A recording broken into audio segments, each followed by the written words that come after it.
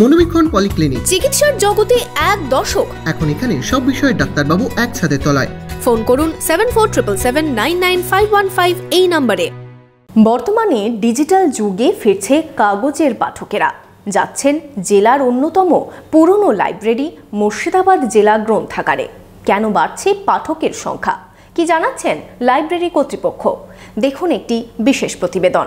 Laptop, desktop, CCTV, printer, AC, HP, Dell, Canon, CP Plus, Hikvision ইত্যাদির authorised dealer টেলটা computer, Khagra, Baharampur. আমাদের HP showroom এখন রানীবাগানেও।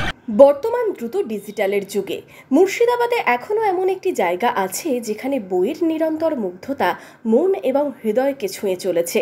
এমন একটি জায়গা যেখানে মানুষ খুঁজে পায় ইতিহাসের গন্ধ এবং বর্তমান পরিস্থিতি, এই দুটির সামঞ্জস্য। কথা হচ্ছে মুর্শিদাবাদ জেলার অন্যতম পুরনো গ্রন্থাগার মুর্শিদাবাদ জেলা গ্রন্থাগারের। জেলার অন্যতম পুরনো গ্রন্থাগার এটি। যদিও জেলার প্রথম গ্রন্থাগার ছিল 1864 সালে তৈরি হওয়া নিজামত লাইব্রেরি। পাণ্ডুলিপি সহ প্রায় 8000 বইয়ের সম্ভার ছিল সেই সময়ে। ইংরেজি সহ আরবি, ফার্সি ও উর্দু ভাষার দুষ্প্রাপ্য বই নথির পাশাপাশি ছিল দেশ বিদেশের বিশ্ববিদ্যালয়ের বিখ্যাত ম্যাগাজিনও। প্রাচীনত্বের দিক থেকে 2 নম্বরে আসে জেলা কালেক্টরেট লাইব্রেরি। এই লাইব্রেরিতে প্রাচীন পুঁথি থেকে আইনি দলিল দস্তাবেজের বিপুল সম্ভার রয়েছে। নিজামত লাইব্রেরি বা জেলা কালেক্টরেট গ্রন্থাগার কোনোটাই সাধারণের পাঠাগার ছিল না। সাধারণ মানুষের বই পড়ার কথা ভেবে জেলায় প্রতিষ্ঠা হয় গ্র্যান্ড হল ক্লাব লাইব্রেরি। এরপরে দীর্ঘ লড়াই আন্দোলনের পরে 1956 সালে মুর্শিদাবাদ জেলায় প্রতিষ্ঠিত হয় মুর্শিদাবাদ জেলা গ্রন্থাগার। শুরুতে এই গ্রন্থাগারের নাম ছিল মহারাজা মনীন্দ্রচন্দ্র জেলা গ্রন্থাগার। প্রথমে এই গ্রন্থাগার বর্তমান ব্যারাক স্কোয়ারের পশ্চিম প্রান্তে ছিল না। প্রতিষ্ঠাকালে বহরমপুর শহরের উত্তরে সয়দাবাদে মহারাজা নন্দীর বাসভবনে প্রতিষ্ঠিত হয় জেলা গ্রন্থাগারের। সেই সময় 1000 খানেক মূল্যবান বইও রাজপরিবারের তরফে দান করা হয়। শুরুতে প্রায় 15,000 বই ছিল। পরে এই গ্রন্থাগার নাম ও স্থান উভয়ই পরিবর্তন করে নতুনভাবে স্থাপিত হয় ব্যারাক স্কোয়ারের পশ্চিম পারে। নাম হয় মুর্শিদাবাদ জেলা গ্রন্থাগার। বর্তমানে 1.5 লক্ষের বেশি বই রয়েছে এই গ্রন্থাগারে। এই ডিজিটাল যুগে কাগজের পাতার স্বাদ নিতে প্রতিনিয়ত ফিরে আসছেন পাঠকরা। ফলে প্রতি বছর বাড়ছে পাঠকের সংখ্যা, জানাচ্ছেন মুর্শিদাবাদ জেলা গ্রন্থাগারের লাইব্রেরিয়ান। আগে যে পাঠক হতো, আমাদের ইলেকট্রনিক্স মিডিয়া এবং ইলেকট্রনিক্সের যুগে বুঝতে পারছেন দিন দিন পাঠক কমে যাচ্ছে তাই বলছে। কিন্তু আমরা বিগত 1 বছরে আমরা গত 23 জানুয়ারি আমরা এখানে অ্যাপয়েন্টেড হয়েছি। অন্যান্য লাইব্রেরি থেকে এসে এখানে ডিস্ট্রিক্ট লাইব্রেরি চালাচ্ছি। আমরা আসার পর দেখছি আগে যে পাঠক সংখ্যা থাকতো তার থেকে প্রায় দ্বিগুণেরও বেশি এখানে পাঠক সংখ্যা বেড়েছে। সেটা শিশু বলুন, বরিষ্ঠ নাগরিক বলুন কিংবা জেনারেল সাধারণ সদস্য। 2023 থেকে 2024 সালে পাঠকের সংখ্যা বেড়েছে কয়েক গুণ। 1 বছরে শিশু থেকে সাধারণ পাঠকের সংখ্যা বেড়েছে প্রায় 2000-এর বেশি। প্রতিনিয়ত বাড়ছে এই সংখ্যা। লাইব্রেরি খোলা হয় সকাল 12:30টায়, বন্ধ বিকেল 6:30টায়। এই 6 ঘন্টায় শতাধিক পাঠক বই পড়তে আসেন এখানে। পাশাপাশি কেউ কেউ বই নিয়েও যান বাড়িতে। এই গ্রন্থাগারে রয়েছে কেরিয়ার গাইডেন্স সেকশন, যেখানে বহু চাকরি প্রার্থীরা বসে নিজেদের পরীক্ষার প্রস্তুতি নিচ্ছেন। তাদের দাবি, ডিজিটাল যুগে আমরা মোবাইল ব্যবহার করি ঠিকই, কিন্তু পড়াশোনার আমেজ এখানে এসেই তৈরি হয়। চাকরি প্রার্থী হিসেবে যেমন বলবো, ধরেন অনেক অ্যাসপিরেন্ট রয়েছে যারা বাড়িতে পড়তে পারে না, কারণ তাদের বাড়িতে পড়াশোনা করার পরিবেশটা তৈরি হয় না। অনেকের বাড়ির সামনে বাজার, দোকান, গাড়ি, ঘর, অনেক কিছু সমস্যা রয়েছে। অনেকের একাগ্রতা হয় না বই পড়ার ক্ষেত্রে।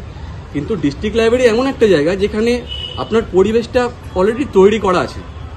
একজন পাঠক হিসাবে আপনি এখানে স্যাটিসফাইড হবেন পুরোপুরিভাবে। এখানে আমি নিজে ব্যক্তিগতভাবে আমি নিজে কোনোদিনও পড়তে বসতাম না, পড়তাম প্রথমে, কিন্তু আমি নিজে একেবারে মোটিভেশন হারিয়ে ফেলেছিলাম। কিন্তু এখানে আসার পর একটা পরিবেশ পেয়েছি, বন্ধু বান্ধবদেরকে পেয়েছি যারা পড়তে এনকারেজ করে। এখানে সমস্ত বন্ধু, সেই বাইরের মতো না এই পড়লাম বাড়ির মধ্যে আছি ঘুমিয়ে গেলাম সেই জিনিস না, কিন্তু এখানে সবাই একসাথে পড়ছে। এবং আমাদের এখানকার যে স্যার রয়েছেন তারাও সবসময় আমাদেরকে এনকারেজ করতে থাকে।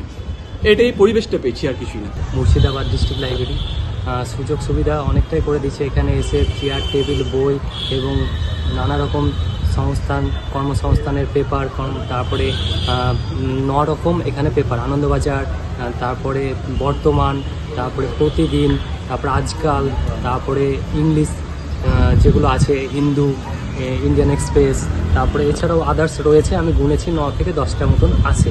সাফল্য যেগুলো ওই চটি মানে 50 টাকা করে যেগুলো আছে, আমরা যেগুলো কিনতে পারি না এখানে এসে পড়তে পারি, এটা আমাদের অনেকটা সুবিধা। এই লাইব্রেরিতে পুরাতন অনেক বই রয়ে আছে এখনও, যেগুলো আমরা বাজারে পাবো না, সেগুলো খোঁজ করলে, স্যারদের মাধ্যমে খোঁজ করলে অবশ্যই সার্চ করে আমাদেরকে দেয়।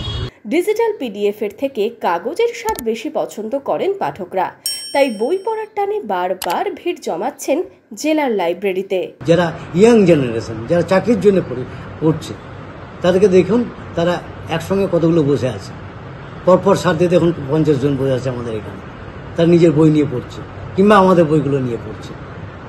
তো উত্তরত আমি দেখছি ডিজিটালের থেকে আমাদের ডিজিটাল যে বইগুলো পাওয়া যায়, ডিজিটাল থেকে পড়া, তার থেকে পাঠকরা বই পড়তে ভালোবাসে এবং বই প্রিন্টেড একটা মিডিয়া, এবং তাতে আপনার নানা রকম শারীরিক প্রবলেম থেকে তারা রেহাই পাচ্ছে।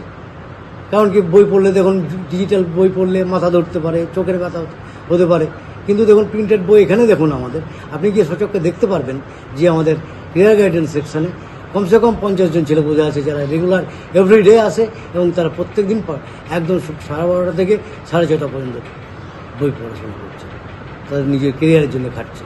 যদিও কিছু বছর আগে পর্যন্ত পাঠকের অভাবে ধুঁকছিল এই গ্রন্থাগার, তবে বর্তমানে পাঠকের ভালোবাসা এবং পাঠকের সংখ্যা বৃদ্ধি পাওয়ায় নতুন আশার আলো দেখছেন সবাই।